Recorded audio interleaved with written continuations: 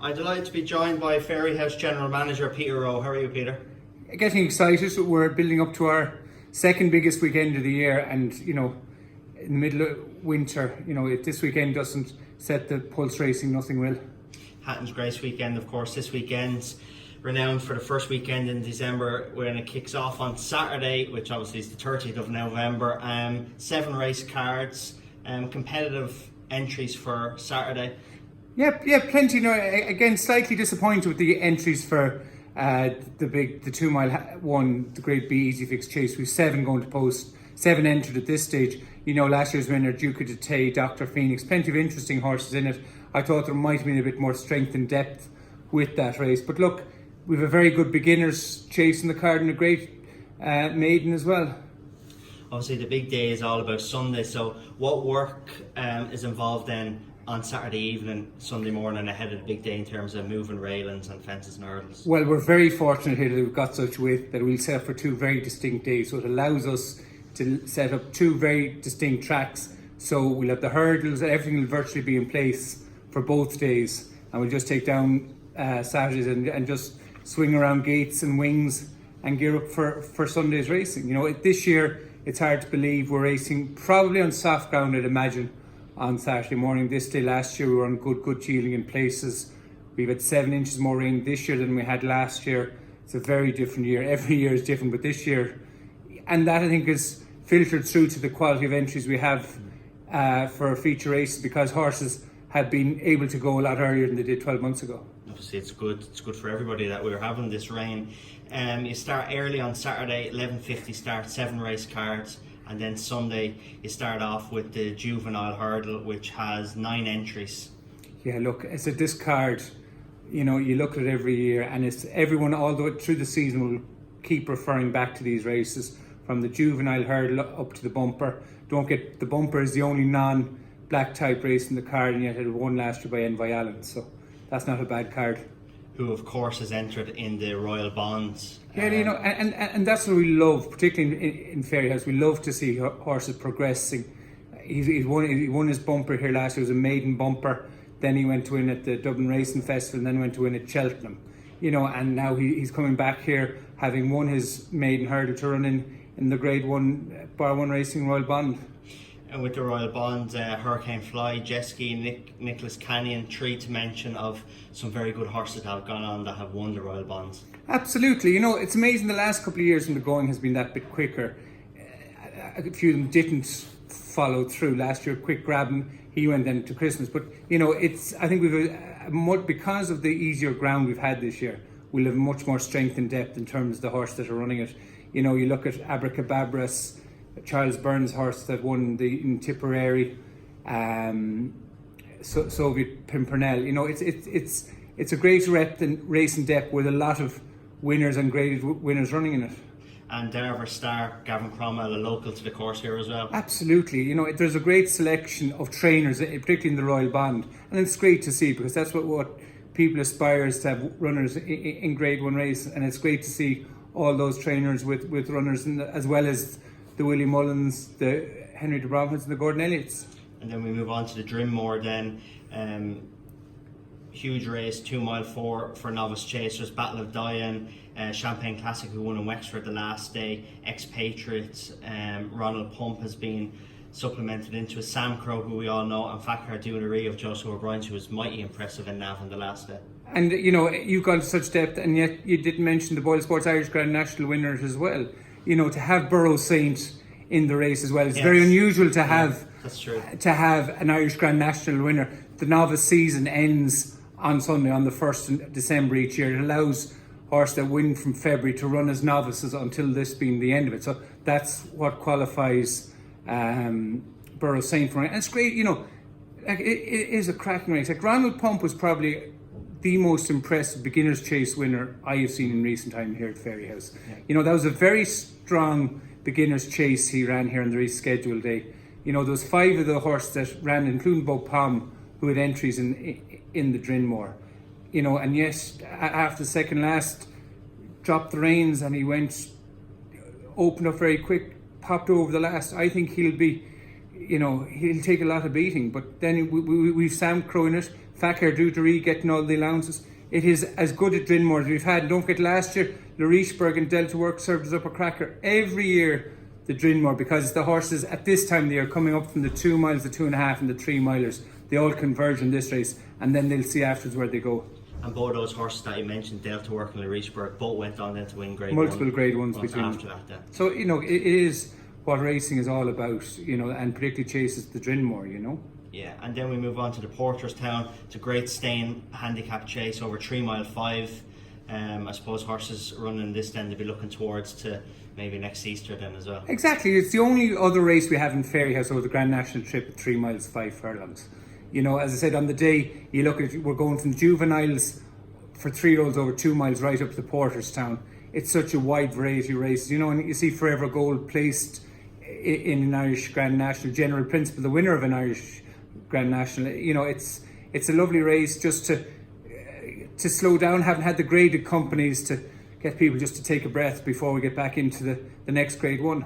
Are you disappointed with the amount of entries for that? For the Porterstown? Yeah. Yeah, a little bit, but the thing with more strength and depth, you know, it comes relatively quick after the Troytown, and that probably doesn't help it. So numbers have never been huge in the Porterstown. So look, still in this terms of strength and depth, very happy with it.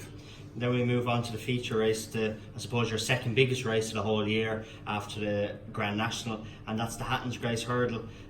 Huge race, some massive horses have won this over the years. Limestone Lad won this 3 times, Istabrack won it twice, Solarina won it 3 times as well, and a mare who's won it 3 times as well in Apple's Jade goes for her 4th win in this race on Sunday. You know, in Apple's Jade, if you hadn't run at Navan, you'd be saying, you know, it would be all about Apple's Jade, and it still is to going for the 4. A little disappointing, I would have thought, but look, if there's any trainer who's going to have her spot on for the day is Gordon. He's excited to have her running, and you know, there'll be a huge crew cheering on this great mare. I think her performance last year in Win the Hatton Grace was probably the best performance in any hurdle race last year. She really just, Super Sunday and the rest of them, she just pulverised them. Yeah, it was the only word. It was devastating. And Bacardi's, you can't take anything away from him. He can only beat what's there. He was very impressive the last day. You've David's Charm, Kilolta Vic. Pen Hill is back as well. Coca Beach, Apple's Jade, of course, we mentioned. Benny the Jew, Honeysuckle, very interesting horse, and Surrenden as well. So it's a very strong race. Could you find me a better 2 mile 4 if you were to put them down on paper? You wouldn't pick out any horse that are at that division that we've left out, and you know, it is just so exciting to see them all. You know, Honeysuckle, we talked earlier on, to have seen her, she won her maiden here, she won her novice, she won her graded, and won her grade 1, won her conditioner this year starting back, and she's going for her 5th 5 out of 5 at Fairyhouse. So you'd love to see her go well. Benny Dedeau, she's one of the top herding mares around, you know. Surin is it's an absolute cracker, you know. To pick out a favourite will be hard enough, never mind to see. And you know, you think of David's Charm, he won the £100,000 handicap here 2 years ago on the exact same card. You know, he's a 25 to 1 shot, you know, and he won a grade 3 on his last appearance in Tipperary. So it is a cracking contest. And Willie Mullins' horse Pen Hill has proved before that absence doesn't affect him when he comes back to the track down as well. You know, David, we've made a case for all 9 horses in this race. You know, and it's great there's so many mares as well in this. You know, and it is a great for the programme that HRI and the EBF have put together to encourage people to keep mares in training, you know, as it is a mares championship, and as you said, you're thrown in Pen Hill and Bacardi's to see can they upset it. But look, it is a race that really gets the heart beating, you know. And like you mentioned, then we go to a handicap hurdle, and then we skip on to the bumper. Plenty of entries in that, 31. Gordon Elliott having many of entries in that. And like you mentioned earlier, Envoy Allen was the winner of that last year. So you'd be hoping, Get a Bird won it a few years ago. So you'd be hoping that another star will come out of this race on Sunday. It always does. It's one of these races, you know, that people, you know, and you know, Getaway Trump, Downtown Getaway won it from Mags Mullins 2 years ago. Then he went to the sales in Cheltenham and made huge money going to Nicky Henderson. So, you know, there's horses, you know, this is the bumper the trainers want to set out to win, and that's great to have any race that people really want to win to stamp their mark on. Tell us a little bit about then, for people who plan on coming and racing at the weekend, whether it's Saturday or Sunday, what's the cost admission wise? Well, look, I would say to him, it says we've special offers online, so go online. If there's a discounted rate for all our tickets buy online. The Punchers Pack, that's great value for Sunday. That's admission, a race card, a burger, a pint, and a €5 tote bet. That's great value at €35, and I think that's, admission on the day, if you come and rock and roll on the day, is €25. So I would say Punchers Pack at €35, get it online and get in early. But I would just say come early, because the forecast is a nice cold and dry, wrap up well, but it's going to be dry. It's a very, it really is. I would have to say this is my 10th year here as general manager of Fairyhouse, and I would have to say I've never looked forward to cars I am next Sunday. All the right horses are still there. It's a day really to look forward to and to cherish. And to see Matthew Smith, Charles Burns, Peter Fahey, all these fellas who of the very successful middle tier trainers, to have them have good horses, good to run the Grade 1 races, and we'd love to see them follow through. And a quick mention for Bar 1 Racing, huge sponsor, massive support here to Fairyhouse Racecourse. Look, Barney O'Hare and all the team in Bar 1 have been great supporters of this race. This time last year we looked to bring the value up, Hatton Grace up, which is this year at €125,000. He's a great man, a great team to work with, and I think they have been rewarded as well. It's now synonymous with this day, the Bar 1 brand and the Bar 1 family, and they've been here long before me, and I'm just delighted to be able to that each year it's getting bigger and better. It excites him, excites us all, and that's what racing wants, is to see these good races. And I said from the first race, the beginners chase on Saturday, it's a 2 mile fight, and some very interesting runners in that, carefully selected as in, and some of the other top horses that you'd want to see all the way through to the bumpers. It is 2 days racing that if you have any interest in racing, you shouldn't be missing it. And so close to so many people, in terms of, we're here in Meath, but we're 10-15 minutes from Dublin. Look, so many roads lead to here, so there's no reason for anyone. Yeah, and particularly, look, the M50 mightn't be the most pleasurable thing to be driving around during the week, but look, on a Sunday morning it'll be grand. Yeah. Anywhere up from Naas up to the Red Cow and turn off. I said I'd come racing, because it really is an exciting day.